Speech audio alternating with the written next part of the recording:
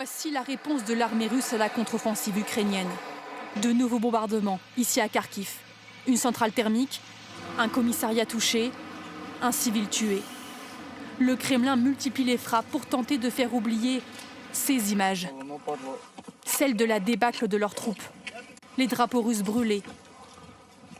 Ceux d'Ukraine brandis.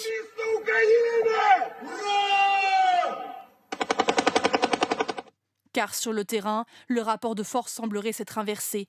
205 000 soldats ukrainiens face à 170 000 Russes. Et 6 000 km² récupérés en à peine 15 jours selon Kiev, surtout au nord. À ce jour, des mesures de stabilisation ont été achevées sur plus de 4 000 km² de territoire libéré. Certaines sont toujours en cours sur à peu près le même volume de territoire libéré. Les occupants et des groupes de sabotage sont découverts. Des collaborateurs sont détenus. Toute la sécurité est rétablie. Les soldats ukrainiens filment les tranchées construites par leurs ennemis, désormais abandonnées. Regardez comment ils vivaient.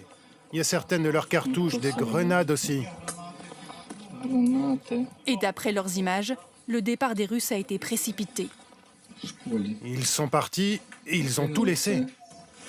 Le Kremlin, lui, préfère parler d'un repositionnement stratégique. Mais pour la première fois, un allié proche de Poutine, le président tchétchène, se permet quelques critiques. Des erreurs ont été faites. Je pense qu'ils vont en tirer des leçons.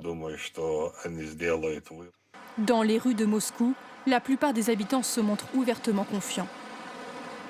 Ils ont dû quitter leur position pour se réorganiser. Pourquoi s'intéresser à ça? De toute façon, les Ukrainiens vont perdre.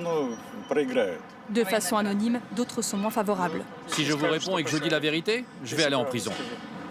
Selon l'ambassadeur de France à Kiev, une victoire ukrainienne semble désormais possible.